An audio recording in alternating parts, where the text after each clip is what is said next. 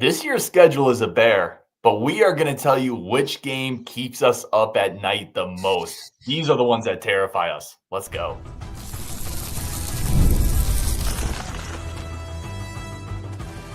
You are Locked On Badgers, your daily podcast on the Wisconsin Badgers. Part of the Locked On Podcast Network, your team every day.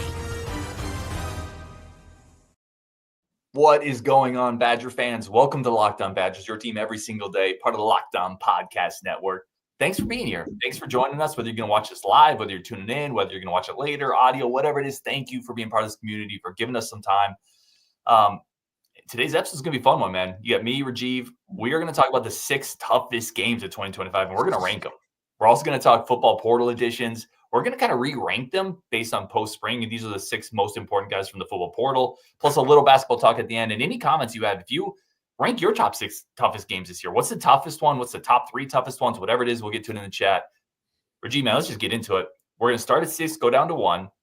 The 6 toughest games. I'm going to start with you on this one, and we'll go back and forth. I'm sure we're going to have some similarities, but I think there'll be some differences. What is your 6th toughest game this year? My 6th toughest game is home game against Iowa. We lost 42-10. Let's remind everybody of that. That was the biggest trucking we've got in that rivalry in a long time. Can't happen again.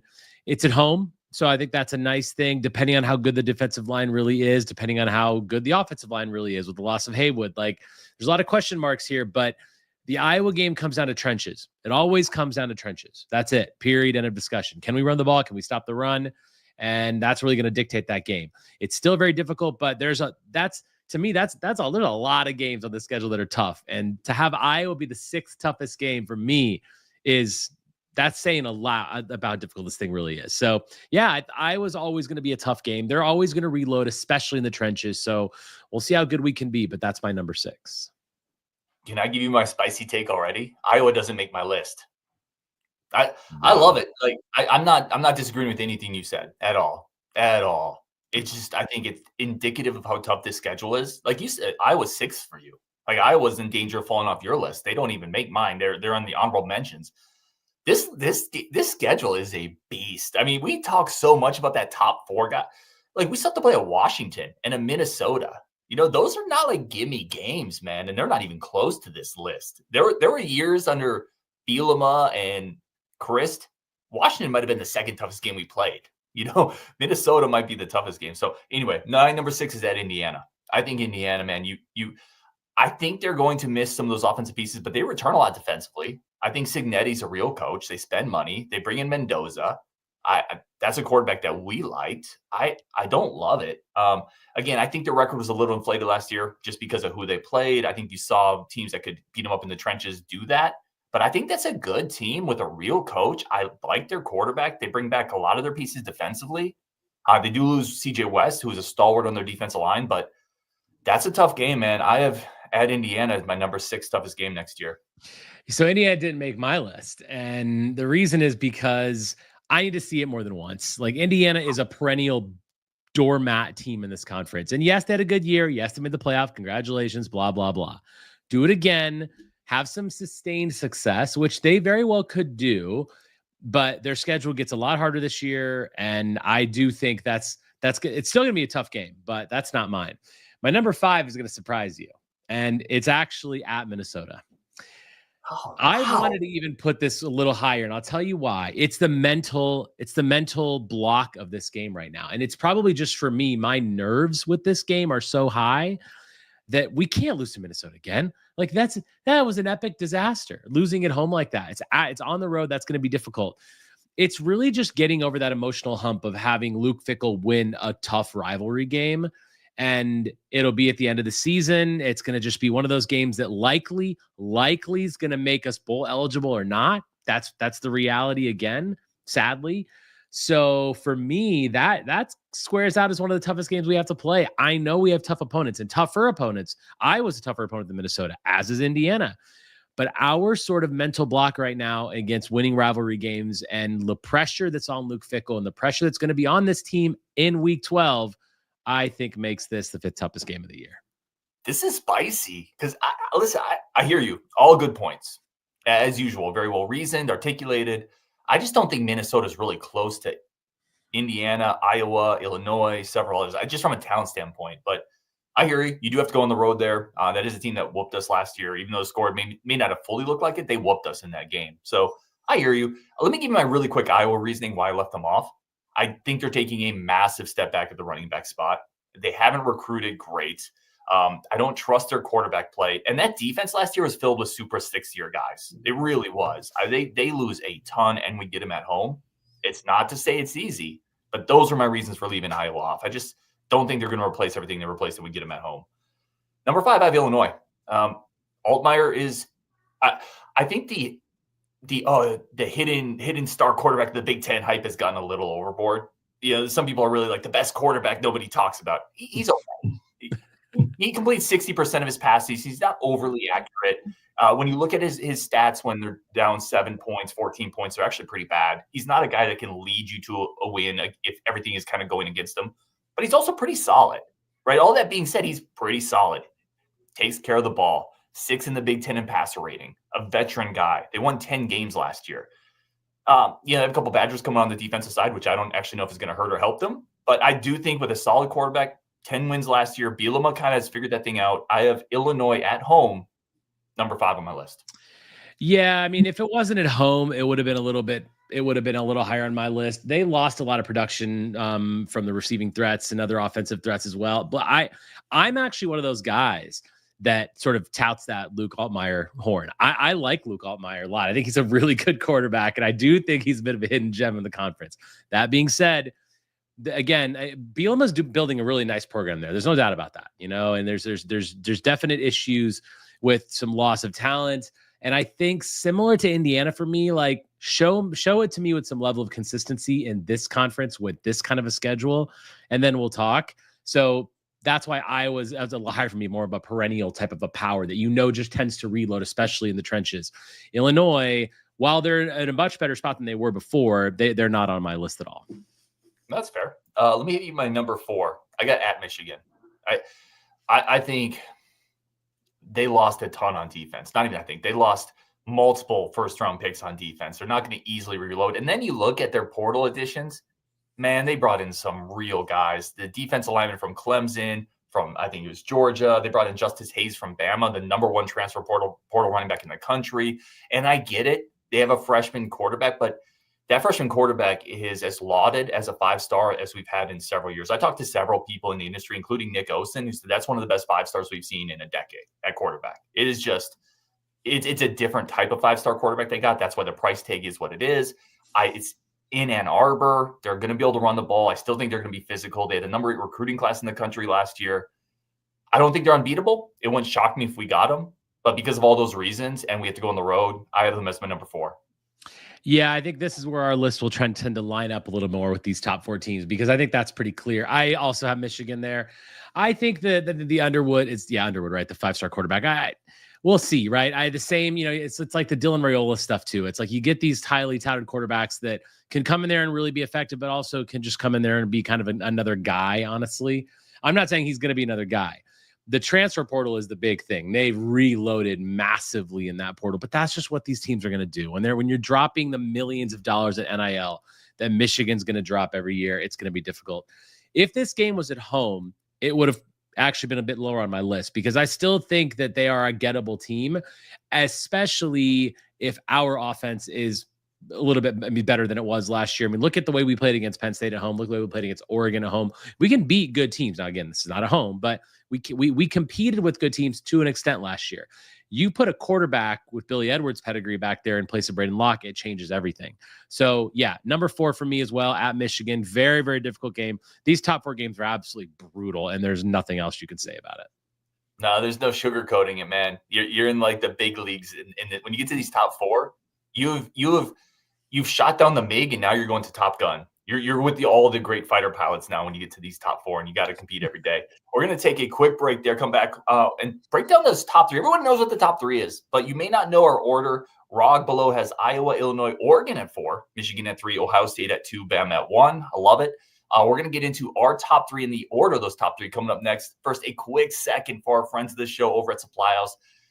and you need stuff. Sometimes if you're building houses, you need HVAC, you need electrical, you need plumbing. You can find all of those over at Supply House. If you're in the trades, if you need to get better prices, better equipment with better customer support, head over to Supply House, get the supplies you need for skilled trade. And their easy to use website's incredible, packed with helpful resources and the latest project info to help you get the job right done the first time, because that's what it's all about. If you get it done the first time, you don't have to do it a second time. And that second time, you can go spend that second time fishing on the lake, which is a much better thing to do. Plus, with a complete inventory of over 200,000 parts, 400 top brands, you can find exactly what you need delivered fast coast to coast. If you need help with an order, you can talk to them. They have a customer support program, never talk to AI, free shipping, dedicated phone line, discounts on every order. Join the Trademaster program today at supplyhouse.com/TM. Start ordering plumbing, HVAC, electrical supplies with just a few clicks. Use promo code SH5 for 5% off your first order. That's supplyhouse.com. All right, let's jump back into this. Let's get that top three. Rajiv, let's start with you, man. Who's number 3 on your list? So number 3 is Ohio State for me. It's at home, which is the only reason that it's number 3 and not higher. Again, a team that's going to just constantly reload. I have dreams of potentially winning this game. This is one of those things. It's a home game, and you just never know with home games. Probably going to be a night game at the camp. I mean, look at the Oregon again. Look at Penn State last year. Like, there were games where we were like, ooh, we could actually do this. We have a better team than we had last year. We should have a better defense. We're not 100% sure, but we think it is.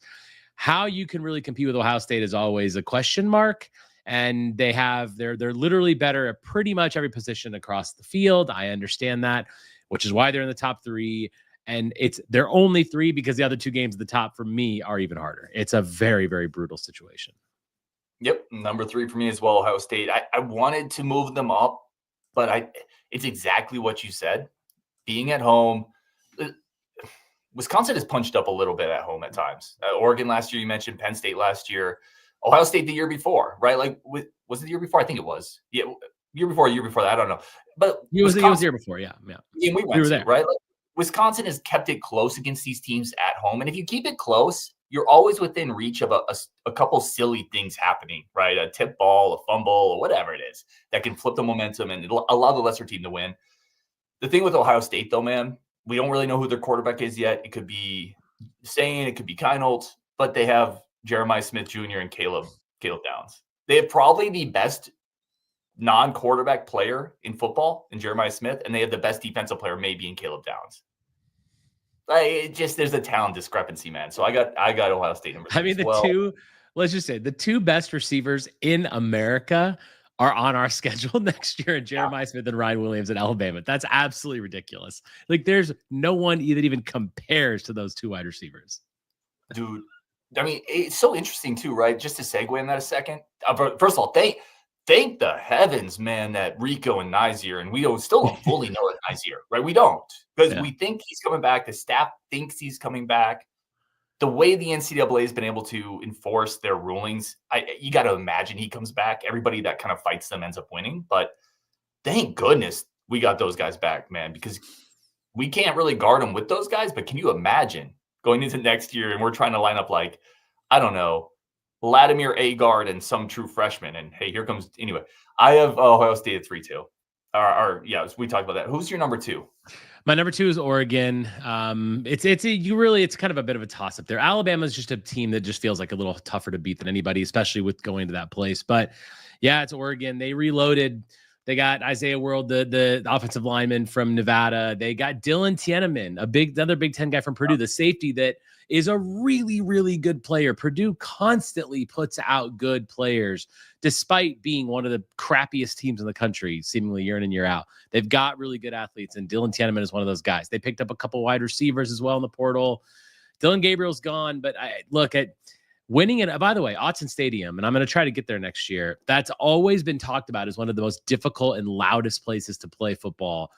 We're not really a team that's built for going in and we're going to just out tough you. And Oregon's ready. And after having 1 year in the Big Ten, they kind of they understand. They obviously performed very well, except when they played Ohio State at the end in the Rose Bowl. Other Pac-12 teams didn't really fare as well. And I do think that they're going to be a little more prepared. And you can look at their transfer portal list and look at the linemen, look at the size they brought in and said, okay, if we're going to compete with the Ohio States of the world and we're going to compete with the better teams of the Big Ten, we need to get bigger across the board. They did that, right? They really, really did that if you look at their transfer portal list. So yeah, Oregon is going to be a very difficult game on the road at Autzen Stadium. Hoping we can sneak something out there, but very, very unlikely. Yeah, Rog says, even with the quarterback question marks for OSU, I think that OSU is a clear step up from Oregon. I have Alabama too. So this is, again, where we diverge just a little bit, and I agree. I think you can flip a coin here, and both of these games are just really, really difficult spots. I have Bama too, and this is just a good time to get into kind of the differences. I think it's schedule-related, which is where the Oregon game gets insanely difficult. Oregon's at the bookend of that 4-game stretch. Like, you've played at Michigan, then you play in Iowa, then you play in Ohio State, and then you have to go across the country to Oregon. You're going to be so beat up at the end of that to me, that's the tipping factor. There's a chance you have guys banged up. You don't have a ton in the tank. And by the way, Oregon coming to play us is coming off a 3-game stretch where it's Indiana and Rutgers or something like that. Like, their lead up to us is not that difficult, and our lead up to them is murderous, which is why I have Oregon at number 1 and Bama 2. It's really just that. I think we're going to be fresher for Bama. Listen, that's going to be an insanely tough game. You mentioned Ryan Williams. Who does he remind you of, by the way? I've been trying to figure out who Ryan Williams reminds me of. I mean, he reminds me of more Alabama receivers, like a Devontae Smith is who I think of when I think of Ryan Williams, because he's just so fluid in his movement. And I think Devontae Smith, when he came out of college, was one of the best receivers I'd ever really seen in college. He's having a great career, not super spectacular, but he is still one of the best ones. But I mean, you could look at kind of like even like a CD Lamb kind of a guy. Just he is an unbelievable talent, that guy. I mean, I don't know how the hell we're going to defend him, which is why they're number 1 on my list. He literally is the reason that they are number 1 on my list, because going to Alabama, one of the toughest places in the world to play football, I tell you what, that's about as far away from anything as I can see as a win at Alabama. Yeah, we're not going to guard them. That's the answer, right? We showed that last year. Like, what happened last year when Bama actually had to get in a hurry? Do we remember that drive before halftime when they had to score in like 37 seconds? And they were just like, oh, yeah, no, we can do this. Just most of the time we didn't really want to because we weren't threatened. You ever see like a nature movie where the lion's not really threatened, so they just kind of playfully bat away the flies?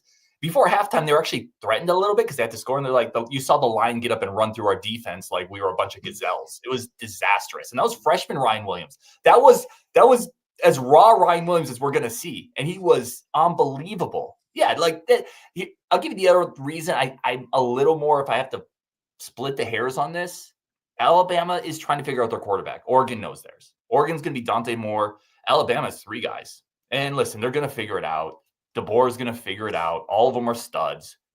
But it's early, right? And if you're trying to figure out your quarterback and that lingers into fall, maybe it's a little dicey for them early, right? Maybe that quarterback feels some pressure on a couple throws because he knows there's other guys fighting for that spot. It's early in the season. Weird things happen. We're not beat up yet. Again, these are all the reasons I have Oregon ahead of Bama in terms of the toughness factor, but they're both beasts. They're both ridiculously tough games. I mean, remember before the Alabama game last year, now again, Tyler Van Dyke got hurt early in that game. We were talking about what does it look like if we win this game? Well, it's because Kalen DeBoer was a new coach. We weren't sure if he was really going to have his team settled. They still crushed us. So now he has his team. You're right, not Milroe. Milroe's gone, of course, and the quarterback situation's a question mark. But I think it's Tuscaloosa. Like, if all 3 of these top 3 games, like the Oregon, Bama, Ohio State, if all 3 of them were at home, I would think Ohio State's the toughest of those 3 opponents as far as pure on the field. The only reason they're 3 for me is because it's a home game. But Alabama, it's because it's at Tuscaloosa. It's a stadium we're probably never going to play in for the next 20 years. It's just, and we haven't played there. It's just it's just the mystique about it. Let's be honest. I mean, it's going to be very difficult for those guys, the young guys, to come in there and actually perform with that kind of an environment. And Alabama, they're going to look to crush us again. I can see a tiny path to victory at Autzen Stadium. Not saying it's going to happen, but I could see maybe. I can't see any chance of us beating Alabama. It's literally 0. Yeah, I hear that. I mean, that's where I'm at for both of these. I really don't think there's a path to victory for either. And I hate, outside of the random sports miracle type stuff, Matthew Anderson says Bama had a lot of issues since that Georgia win. They were never the same, and Ty Simpson is very mid. Rog says OSU and Bama might be a step too far. Yeah, a bridge too far. It's almost like we paratrooped into Germany a little too quickly. Pavel says I see 6 to 7 wins, which gets into my last question here. We went over the 6 toughest, and we're close on this list. We have a few things here or there. What's the schedule? What's the record against your top 6? I'm going to be an optimistic person here and say my top 6 is 3-3. I do think we beat Minnesota. I do think we beat Iowa, and I've said this before to you. I think Michigan is a team that we're going to get. We're absolutely going to get smoked by Alabama, no doubt about it. We're going to get beat by Oregon. We're definitely going to get beat by Ohio State. Now look, I will say that means we're going to lose something else. We're going to lose a game we shouldn't lose, whether it's the Illinois-Indiana game that you mentioned. We're going to lose other games, but I really do feel like Michigan is a game that is a bit of a barometer for us. Can we compete with a really good team that reloaded? I think we can. I think that's a team that, like someone else said, Zodiac, Ohio State and Bama are a step too far. No doubt about it. We're not touching them. Michigan is a team that we can get. It's a barometer game for us. I do think we get it. So I'm saying 3-3 in my top 6. It's very optimistic, I admit. No, I love it. I'm going to say 2-4. Excuse me. I had to cough. I apologize. I'm going to say 2-4. I think we can get Michigan. I totally agree, but I don't know, man. That's a meat grinder. I think we have to make up the hay against the other teams. But I'm going to say 2-4. Raul says, love Ryan and Rajiv. Thank you, Raul. Love you too, brother. Thank you for tuning in. But he says he thinks we'll beat Bama. Oh. If we beat Bama, here's the thing, right? Let's say you beat Bama early. You have those 2 non-cons. You beat Bama. You really set yourself up for some momentum, right? Because then you really have belief heading into that Michigan game. I think you can get Iowa. Again, let's not get too ahead of ourselves here, Rajiv, but we can start to paint the 9-win picture here if we get Bama. Listen, I that's what I thought last season too, and then the 42-10 game popped out. So yeah, you're right. If we find a way to beat Bama, we play Maryland the week after that. Anything can happen. Then we got a bye week, and before the murderous row: Michigan, Iowa, Ohio State, and Oregon. But yeah, I mean, don't see it happening. Think we'll go 3-1 to start the season, which is a really good start. Alabama will be the loss. Then we just got to do as much as we can in that 4-game stretch. But it's the back end of that. It's the Washington, Indiana, Illinois, Minnesota set of 4. That's where you're going to make your bowl game. That's what's going to decide your record. Like, can we be a 6-7-win team, 5-win team, 4-win team? It's all going to come out of those other 4 because those are the games that we actually can win. And in many cases, we should. In those 2 quadrants, you need to go 6-2. In my opinion, you need to go 6-2 in those 2 quadrants because I think maybe you pick up 1 in the middle and that gets you to 7-5, right? Something like that. All right, we're gonna take one more. Yeah, 5-3 at worst, because I do think that in the end, playing Indiana and Illinois are going to be tough. You listed those as 2 of your tougher games. So yeah, 5-3 at worst in those 2. Yeah, have to 100% with that middle stretch. We'll take a quick second here. We're gonna come back in after spring, after we've read everything, seen what we could see, talked about it. Let's re-rank our top football portal editions. We kind of did one before spring, and that list, Reggie, had Mark Camper and Tanner Koziel on it. Sure did.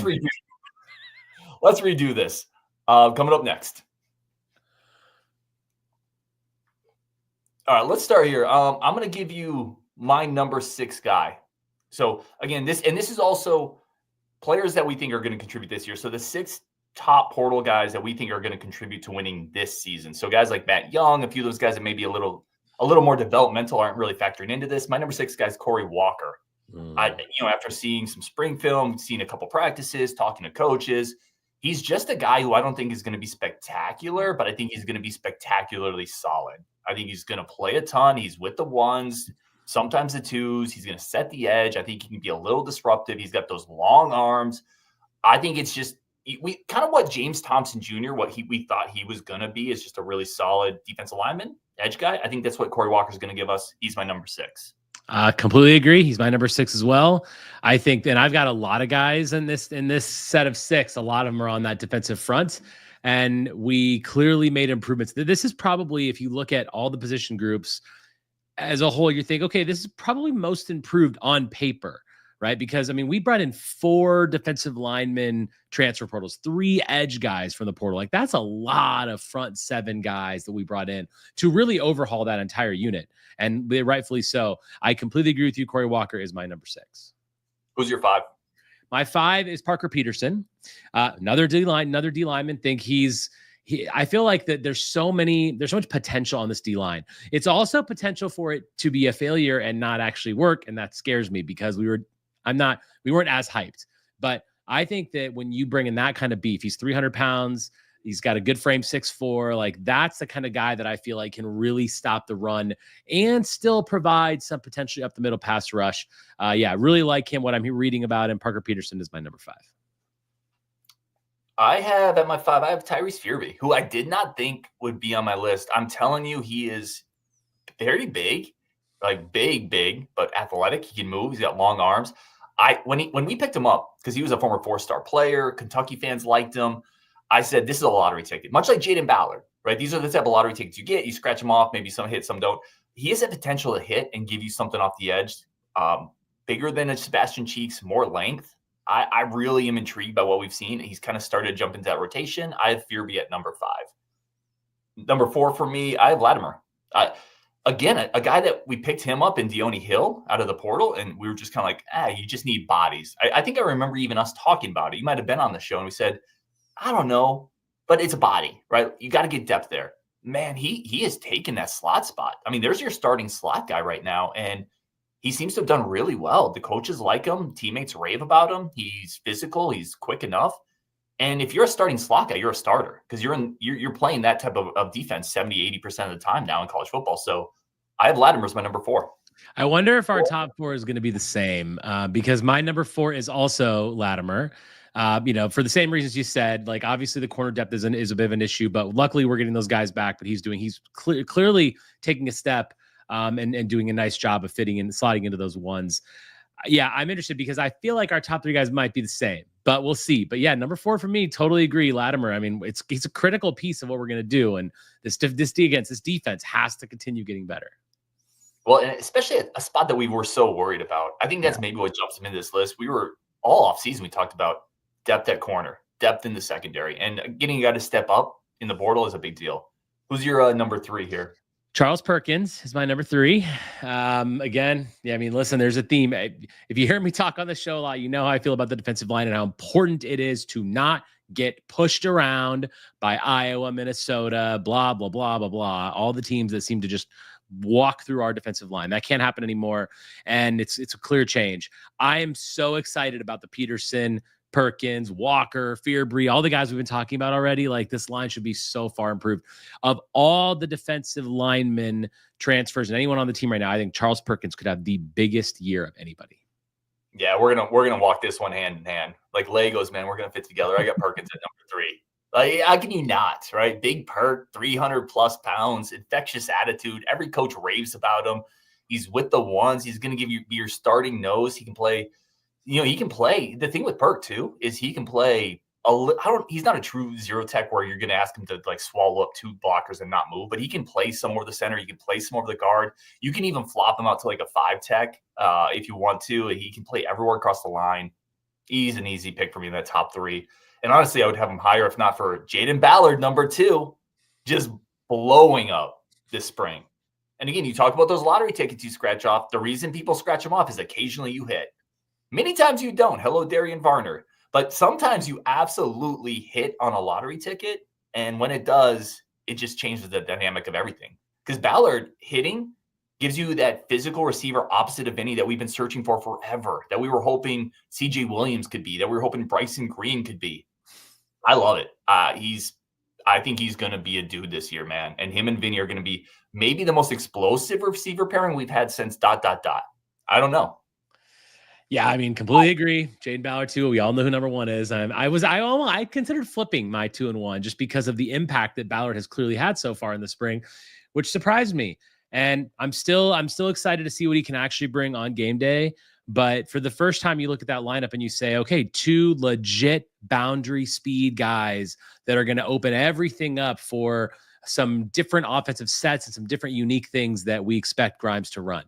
That is really exciting. Oh, plus you add in Tretch Kekahuna, a guy that we believe in and have believed in for a while as our starting slot guy with Tyrell Henry and KBJ. There's a little bit of depth issues on the outside. You're not quite sure who's going to come in, who's going to be the next guy, but Ballard and Vinny Anthony. And after that step that Vinny Anthony took last year, if he does what he did last year and you couple that with Ballard, boy, that is a scary set of boundary receivers for any defense to deal with. It's how you can all of a sudden look at those 6 games we talked about and you're like, well, maybe we can get one of those, right? And Ballard is going to come to play when he plays Ohio State as well. Yeah, he is. Over under 5.5 touchdowns, 5.5 touchdowns for Ballard this year. Ooh, I like that number. 5.5. I mean, I'm gonna say under, just because I think it gets spread around a lot, and 5 touchdowns for a receiver is a lot, especially the boundary guys. A lot of his touchdowns might be long bombs. I'm gonna say under that, but I think he's still really productive. Yeah, Matthew's going over. I think it's under 2. Like in the red zone, man, you're going to run the ball a lot. I think they're going to play with the tight ends. You have a couple receivers. I think it's close though. I think he could end up with 4 or 5, and a couple of them are going to be like Sports Center ones. Like today on Sports Center, Jayden Ballard goes 87 yards against Alabama. It'll be a couple of those maybe. Not against Alabama. Not against Bama maybe. And then number 1, Billy Edwards. I mean, it's a quarterback.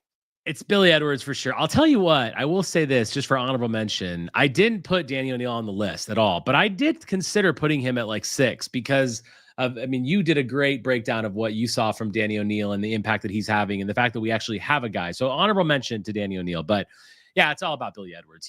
This team is going to live and die by what Billy Edwards does. We saw the impact that not having a quarterback had. We were basically a quarterback, frankly, with a pulse away from beating Oregon. I mean, that's all it was going to take to beat Oregon at our home field, and Penn State for that matter. And we couldn't do it. You put Billy Edwards, a guy that's got proven pedigree, done it well against good teams. You couple it with Grimes bringing in a new system, a hopefully really effective offensive line, and an incredible group of running backs behind him. We just talked about the boundary receivers, question mark at tight end, but otherwise, this offense is primed for a really good season. He is the ultimate piece of it all. As he goes, so go the Badgers. But yeah, number 1 pick for sure is Billy Edwards.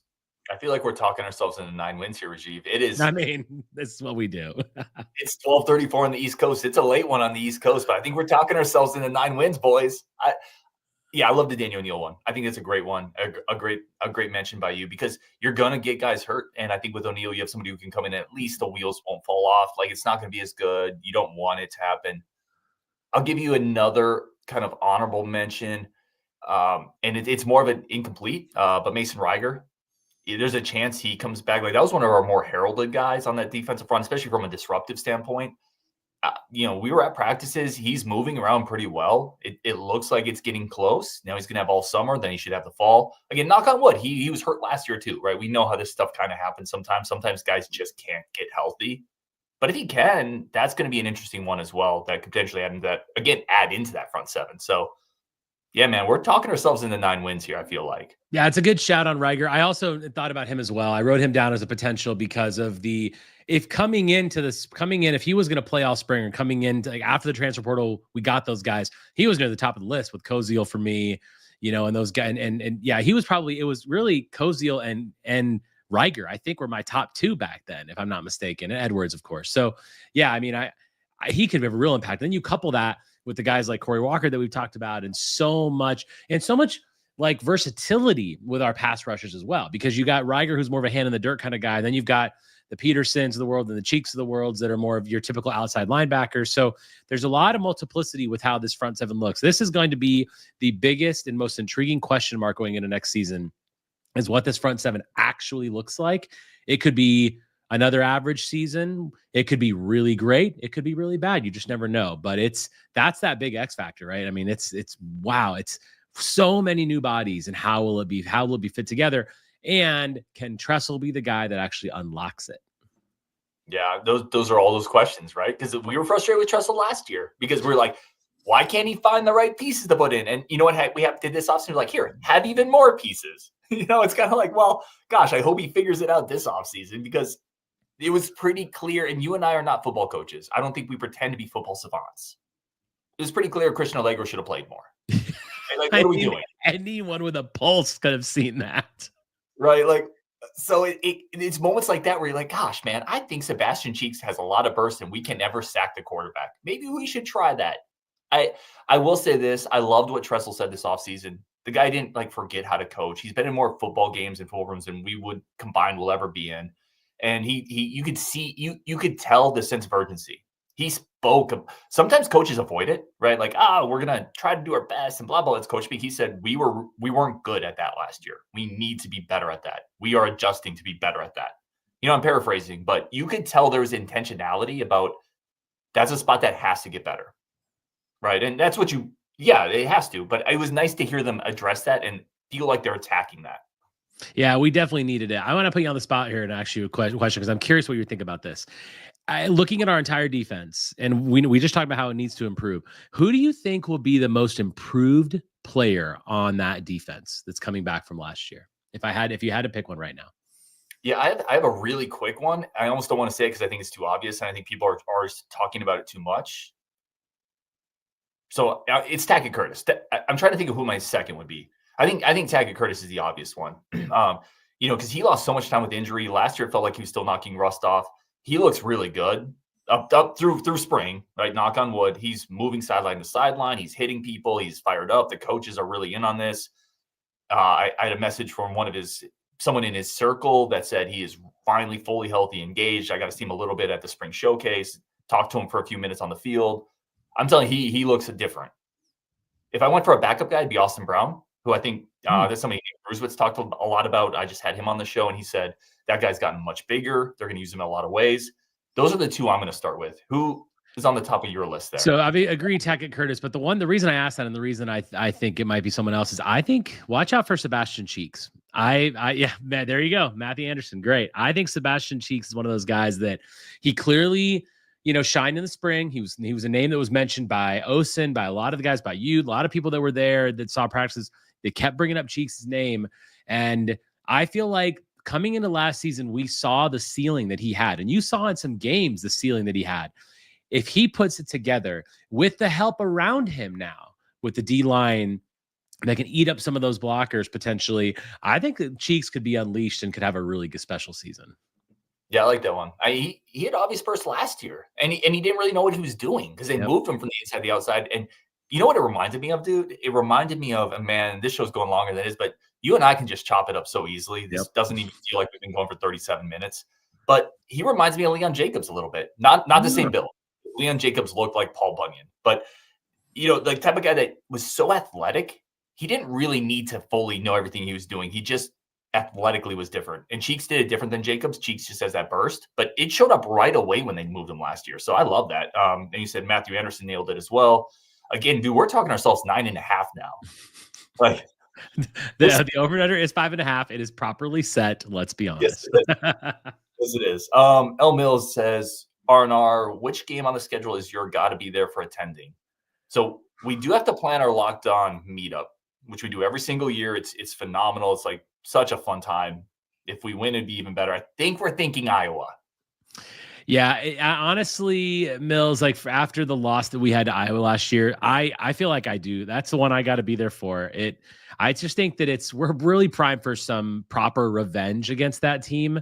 You obviously mentioned, Ryan, how many pieces they lost, and their running games particularly, and their defensive back. So yeah, that to me is the game, man. I want to be there for it. I want to see us hold up a trophy next year and do it at home and in a very, very important game that's going to be super important for our season.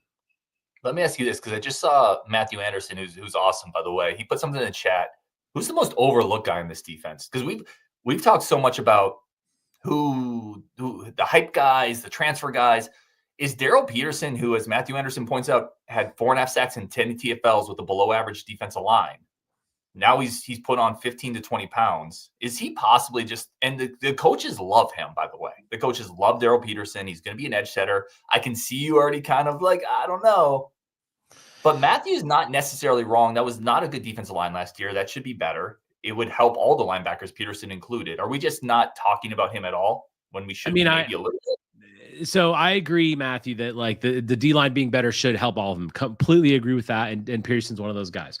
I have said it before the last couple of weeks that it's a little bit concerning to me that he is the name that keeps popping up so much, which is great. Good for him. Like, he's obviously performing well in the spring.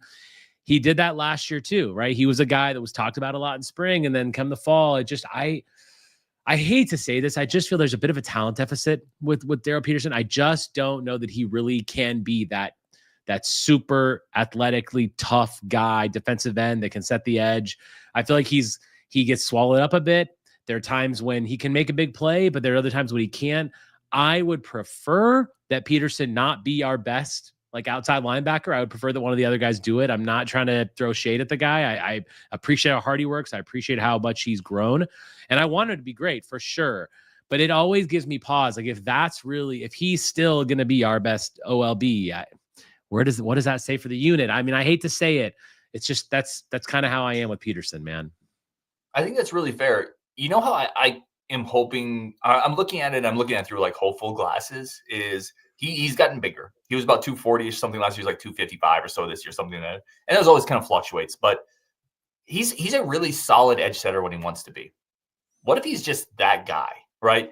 Really valuable edge setter. And then 3rd and 7, you bring in Cheeks, you bring in Fearby, you bring in Clayton. He can get you to 3rd and 7. And man, if that's what he does this year, that's an incredibly valuable role because Cheeks can't do that. Clayton can't do that. I'm not sure Fearby can. You need a guy out there who can do that, who can line up over a tight end, who can hold the edge.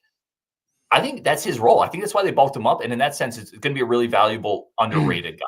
Maybe one of my concerns is that he tends to take some bad angles at times when he's setting the edge, and then all of a sudden the running back's on the outside and he blows up, and we're looking to our secondary, and Hunter Wohlers, they're not going to be there this year. That's going to make a role. Hunter Wohler, Indianapolis Colts, baby, by the way. Yeah, let's go. But yeah, no, I mean, there's always question marks with me for Daryl Peterson for sure. The name that I would answer, you asked the question kind of to start that with, like, who might be like an underrated guy. I think Dylan Johnson can still be a really impactful guy. We haven't really we don't even talk about him because we look at the transfers that are coming in on the D line. Don't forget about Dylan Johnson, man. He really played a key role last year, and you couple that with the talent again around him, he could be a guy that really pops out. Yeah, good call out. And another front 7 guy, right? And we just rattled them off. It's going to be so much better up front just because I think he's going to be solid, and it wasn't that last year. All right, we're going to wrap it there because we are now at 41 minutes in, bro. We could just keep going. Like, I think of more questions as we go. It is always great to have Rajiv on the show. Obviously, everybody knows him, but go check him out on the Bucket Report. Go follow him on Twitter. Really one of the best guys that I've met doing this, obviously along with Justin and some other people. So you're not going to go wrong giving him a follow and checking out what he's doing. For everybody in the chat, thank you so much. There was a great comment up here I wanted to highlight from Raul, who's phenomenal, gets in a lot of these chats, says this might be the best community in the Big Ten. What other team has this much engagement while being as bad as we've been? Raul, you're so right, man. It really is. It's a great community. We're going to do more Locked On events. I think this year we might even do a women's hockey one or a volleyball one. I definitely want to do one of those because those programs win, so that'd be nice. But appreciate everybody on Wisconsin. When you're done here, go check out. It's not new, but go check out the Portal Show on Locked On. Brian Smith has his own show where he's breaking down all the recruiting stuff, all the portal stuff. You guys know him on this show. He is brutally honest, which is why we love him. Go check his show out at the Portal on Wisconsin, and we will definitely talk to y'all later.